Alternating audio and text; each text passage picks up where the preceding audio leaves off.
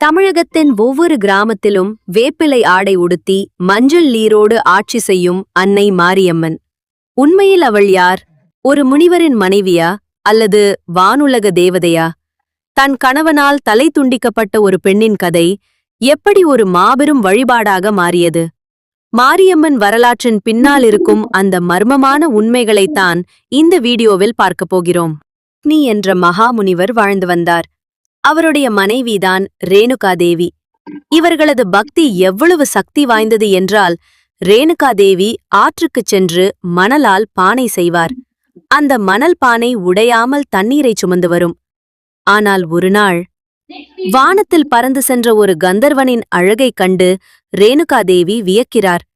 ஒரு கணம் ஏற்பட்ட அந்த மனச்சலனம் அந்த மணல் பானையை உடைக்கிறது. ஜமதக்னி கடும் கோபம் கொள்கிறார். தன் மகன்களை அழைத்து தாயின் தலையை வெட்டச் சொல்கிறார். மற்ற மகன்கள் தயங்க விஷ்ணுவின் அவதாரமான பரசுராமர் தன் தந்தை சொல்லே வேதம் என கோடரியை தூக்குகிறார். தன் உயிரை காப்பாற்றிக் கொள்ள ஓடுகிறார். ரேணுகாதேவி ஒரு சலவை தொழிலாளி பெண்ணின் குடிசையில் தஞ்சமடைகிறார். ஆனால் ஆவேசமாக வந்த பரசுராமர் இருவரின் தலையையும் துண்டிக்கிறார். பின் தந்தையின் அருளால் அவர்களை மீண்டும் உயிர்ப்பிக்க முனையும்போது ஒரு தவறு நடக்கிறது. ரேணுகாதேவியின் தலை சலவை பெண்ணின் உடலோடும் சலவை பெண்ணின் தலை ரேணுகாதேவியின் உடலோடும் ஒட்டிக்கொள்கிறது.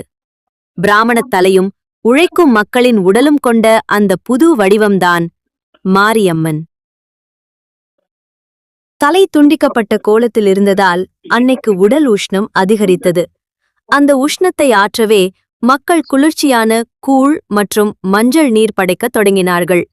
முத்து முத்தாக பொங்கிய கோபத்தை அம்மை என்று போற்றினார்கள். அவளே மாரி. மாரி என்றால் மழை. காய்ந்த பூமிக்கு மழையாகவும் நோயுற்ற மக்களுக்கு மருந்தாகவும் மாறினாள் இந்த வேப்பிலைக்காரி. பொன்மகளே தேவியம்மா, பொற்பன காளியம்மா, ஆலங்குடி நாடியம்மா, தாங்கி வீரம்மா காளியம்மா.